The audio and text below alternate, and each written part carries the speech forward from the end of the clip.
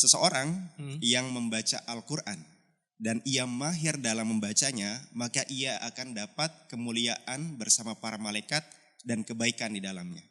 Oke. Kemudian dalam redaksi hadis ini juga disampaikan barang siapa yang masih terbata-bata, maka ia mendapatkan 2 pahala. Oke. Mendapatkan 2 pahala. Nah, maknanya apa? Makna di sini menyebutkan bahwa bagi yang terbata-bata, Allah berikan pahala 2. Yang menunjukkan bahwa effort, usaha dari seorang untuk membaca, meskipun terbata-bata itu diperbolehkan. Jadi Bahkan berpahala tadi juga ya. mendapatkan pahala. Betul, betul.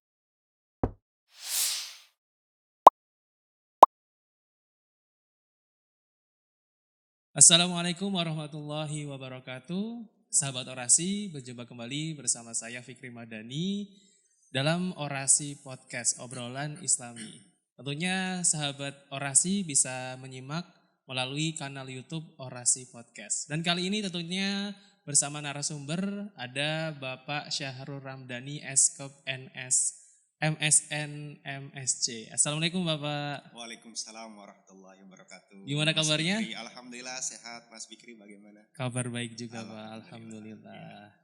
Dan tentunya kali ini sahabat orasi dengan tema pengaruh tilawah Al-Quran pada kesehatan mental ya bagi para pembacanya. Dan menurut Bapak sendiri nih Pak, gimana sih, ada nggak sih sebenarnya pengaruh tersendiri, apalagi sekarang di eranya serba digital ya Pak ya, yang ada yang namanya mager-mageran, malas-malasan dan lain sebagainya. Nah, kalau kita sebagai seorang muslim itu kan membaca Al-Quran ini ada nggak sih pengaruhnya bagi kesehatan mental? Silakan Bapak. Baik, terima kasih Mas Fikri.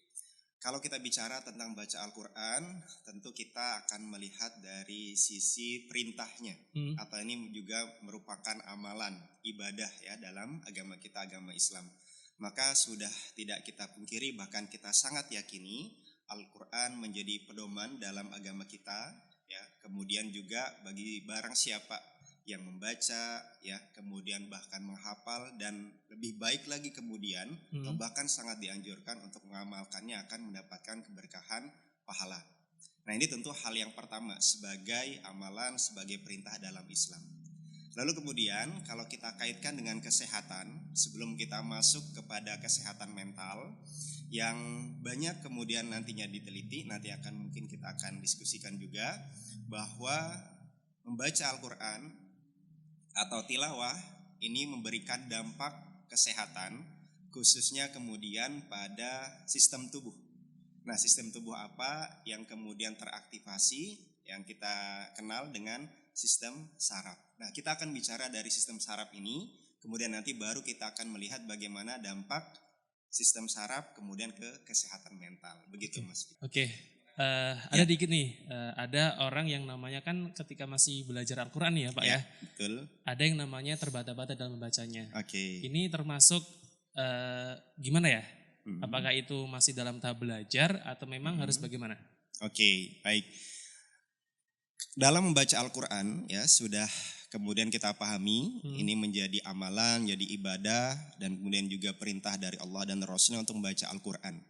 Maka banyak sekali keutamaan dari membaca Al-Quran. Nah, keutamaan ini tidak hanya bagi yang sudah lancar, namun juga untuk yang terbata-bata. Kita bisa melihat dalam salah satu hadis ya dalam kitab Riyadhus Shalihin karangan Imam Nawawi disampaikan dalam bab keutamaan membaca Al-Quran. Nah, di sini ada salah satu hadis Mas, saya bacakan sedikit artinya. Ini hadis dari Aisyah radhiyallahu anha. Rasulullah SAW bersabda, ya kurang lebih maknanya demikian. Seseorang yang membaca Al-Quran dan ia mahir dalam membacanya, maka ia akan dapat kemuliaan bersama para malaikat dan kebaikan di dalamnya. Kemudian dalam redaksi hadis ini juga disampaikan barang siapa yang masih terbata-bata, maka ia mendapatkan 2 pahala. Mendapatkan 2 pahala. Nah, maknanya apa? Makna di sini menyebutkan bahwa bagi yang terbata-bata, Allah berikan pahala 2.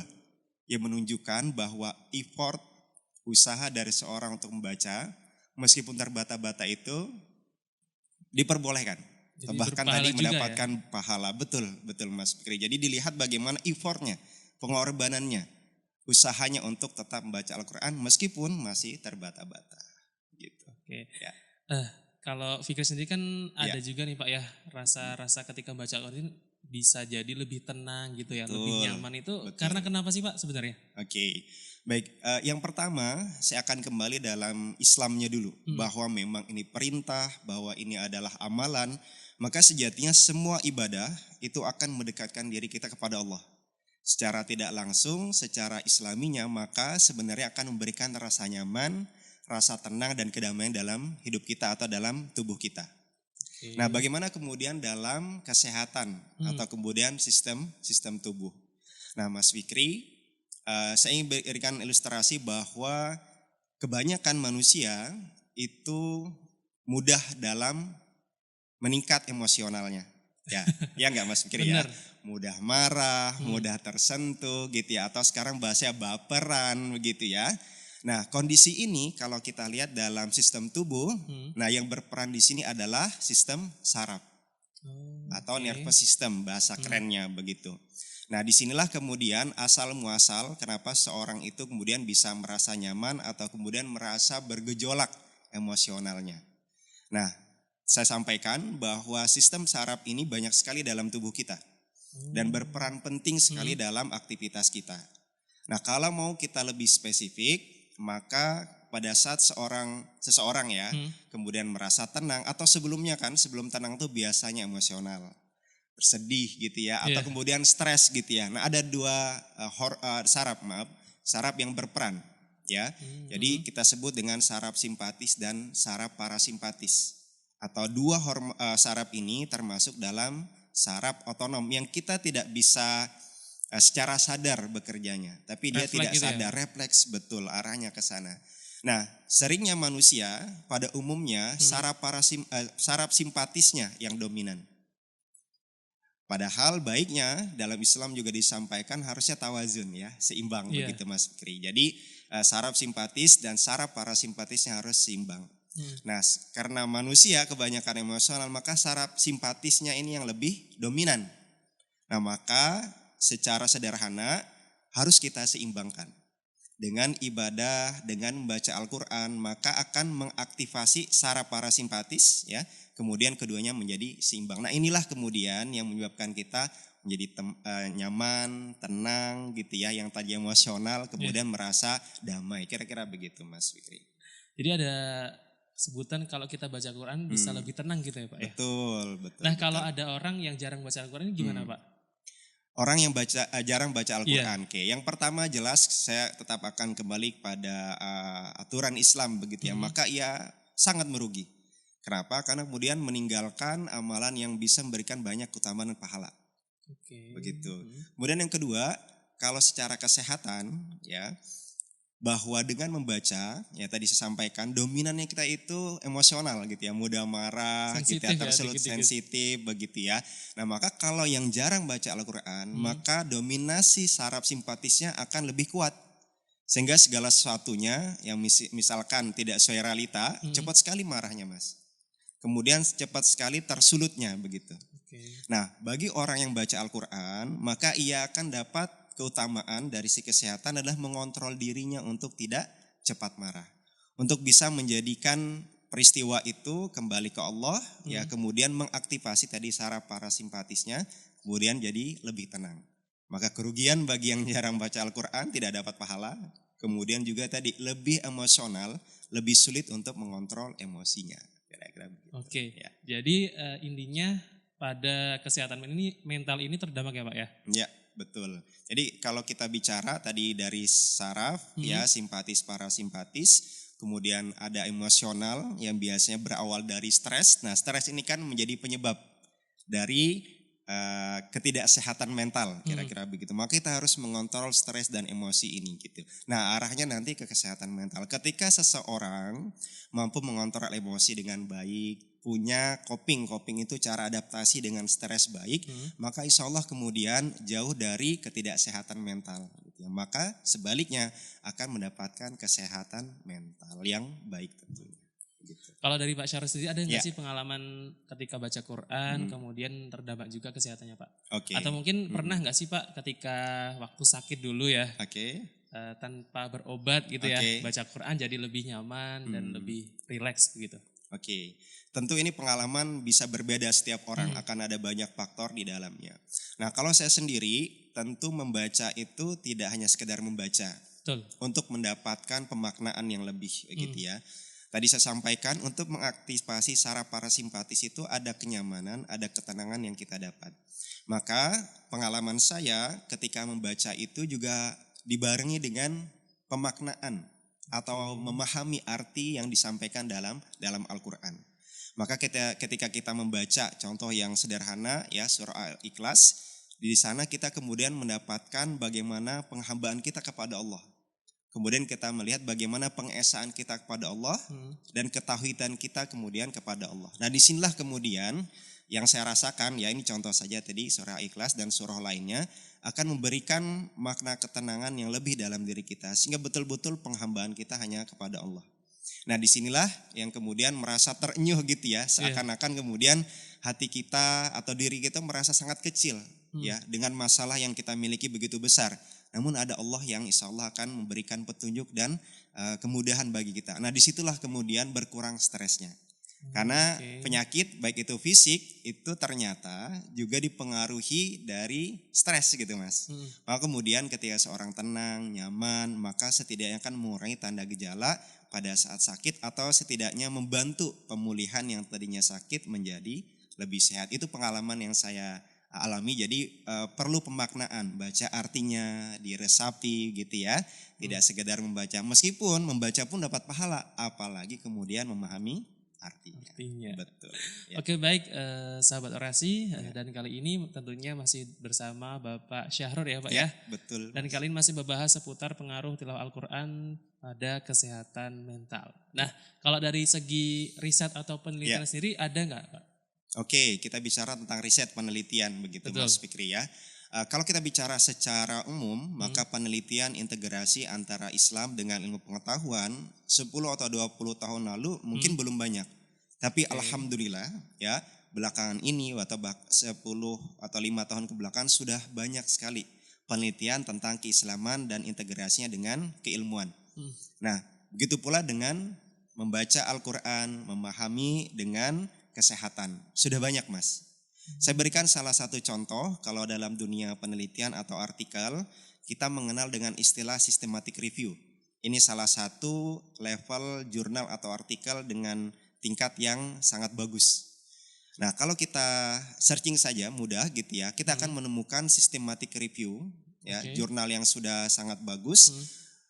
Jurnal-jurnal yang mengolah jurnal lagi kira-kira begitu. Bagaimana efek dari membaca Al-Quran terhadap kecemasan. Nah, ini menunjukkan tidak hanya penelitian yang sederhana, tapi sudah banyak orang yang meneliti bagaimana pengaruh Al-Quran, membaca Al-Quran salah satu contohnya tadi dengan kecemasan. Dan menarik Mas Fikri, dalam beberapa jurnal itu yang saya baca, dalam systematic review ini mendapatkan sekian banyak jurnal yang respondennya itu bermacam-macam. Ya, mulai dari atlet ya membaca Al-Quran kemudian dinilai bagaimana ketenangannya untuk menghadapi kompetisi. Kemudian yang selanjutnya pada mahasiswa. Nah, ini mahasiswa Mas Fikri masih mahasiswa ya? Udah lulus nih. Oh, udah lulus alhamdulillah. Nah, nanti bisa dilanjutkan. Jadi pada mahasiswa diuji diberikan terapi Al-Quran atau baca Al-Quran pada mahasiswa yang mau praktek di kedokteran atau keperawatan. Kemudian juga pada saat mau menghadapi ujian.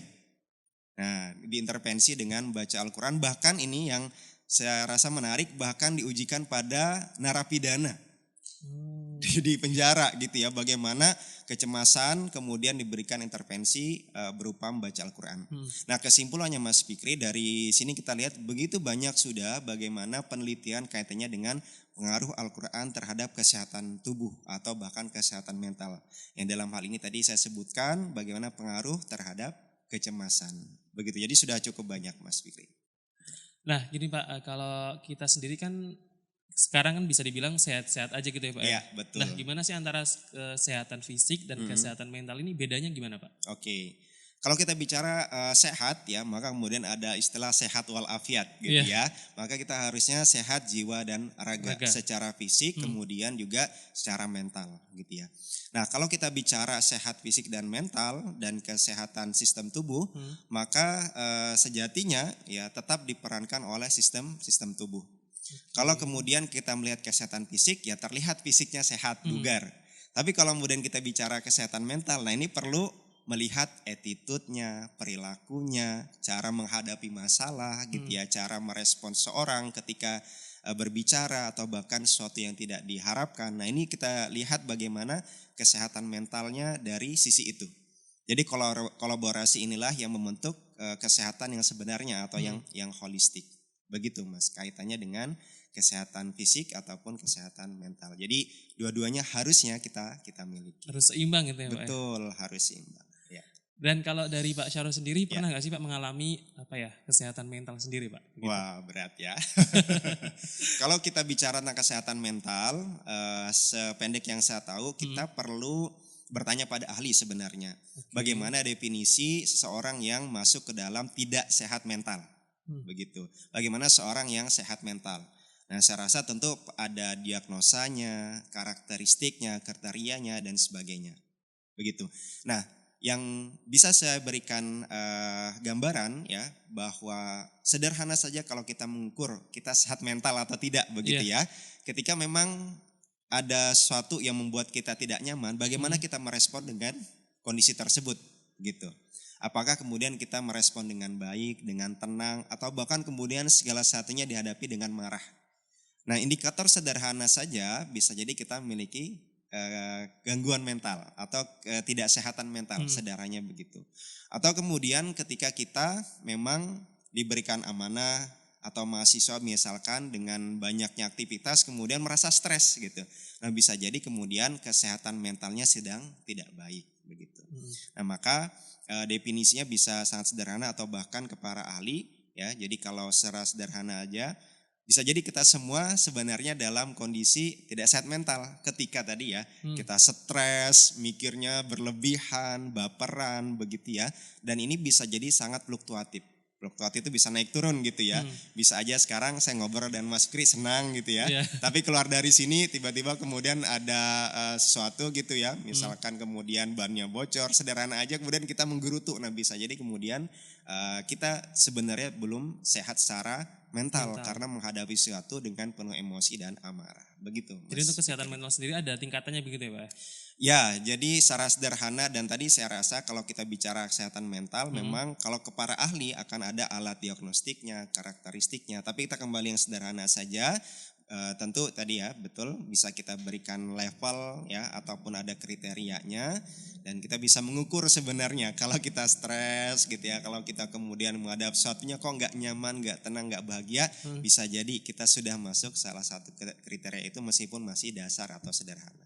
Nah tadi sempat disinggung mengenai mahasiswa Pak ya. Ya betul. Apalagi ketika mahasiswa akhir nih. Oke. Nah ya. ini ya masalahnya pada tugas akhir atau skripsi. Betul. Ketika nggak ujung selesai Ya. maka ada yang muncul yang namanya stres dan juga kepikiran nanti kalau udah lulus jadi beban orang tua atau bagaimana itu betul. harus bagaimana nih Mbak seorang mahasiswa? Oke betul. Mungkin ada satu tagline yang cukup terkenal gitu ya. Skripsi yang paling baik itu adalah skripsi yang dikerjakan. Jadi sebenarnya memang kalau kita ambil secara umum sebelum ke skripsi segala sesuatu itu memang harus dihadapi. Tidak ditinggalkan, melarikan diri atau kemudian mengulur-ngulur waktu. Nah maka kemudian secara umumnya kita punya kecemasan, punya stres, itu lumrah, fitrah ya. Untuk memicu kita bisa menyelesaikan masalah. Kalau nggak ada stres ya, yang bisa dikontrol maksud saya, mungkin kita tidak terpacu untuk menyelesaikan. Nah maka kemudian bagi para mahasiswa yang sedang skripsi atau kemudian karya akhir begitu ya, ya dihadapi, diikhtiarkan, kira-kira begitu bahasanya. Diikhtiarkan, ketemu pembimbing, ketika direvisi ya diperbaiki gitu ya. Sering kali kan kemudian menunda ya, yang bisa harusnya dikerjakan 1 jam, molor jadi 1 pekan atau bahkan 1 bulan kan begitu ya. Nah ini yang kemudian harus dihadapi. Yang kedua, mengatur bagaimana agar tadi kita menghadapi segala sesuatunya dengan baik gitu ya. Nah salah satunya kalau kemudian kita stres kembali pada Islam. baca Al-Quran, zikrullah, dekatin pada Allah, minta sama Allah yang maha kuasa ya, memudahkan gitu ya, pembimbing untuk memberikan nilai, penguji untuk memudahkan segala sesuatunya begitu ya. Jadi wajar namun harus dihadapi dan kita optimalkan ikhtiar kita, dan tentu jangan sampai pernah lupa utamanya adalah minta sama Allah sebagai pemberi kemudahan. Nah, salah satu cara kita kalau stres ya tentu dengan baca Al-Quran, dekat sama Allah. Nah, jadi begitu yang harusnya ya dilakukan oleh rekan-rekan mahasiswa pada saat tahap akhir begitu. Jadi cara menganalisis bahwa diri kita ini sehat secara fisik dan mental itu bagaimana Pak? Secara gampangnya aja deh. Oke, tadi sedikit sudah sampaikan kalau kita mengukur kita tidak sehat mental, ini kan memang perlu mendalam begitu ya. Bahkan ketika saya menyampaikan Mas Fikri, wah ini gangguan mental, wah itu kan sudah maknanya dalam tanda kutip yang buruk begitu ya. Padahal kalau secara sederhana bisa saja ketidaksehatan mental itu berawal dari stres yang berlebihan. Jadi tadi saya sampaikan secara sederhana, kalau kemudian kita banyak tugas, banyak amanah, kemudian banyak tuntutan, tapi kemudian kita justru jadi stres, malah tidak fokus mengerjakan, semuanya tidak selesai, nah bisa jadi kita sudah mulai tidak sehat mental. Begitu. Nah itu cara mengukurnya, bagaimana kita menghadapi kondisi, ya, menyesuaikan dengan kondisi.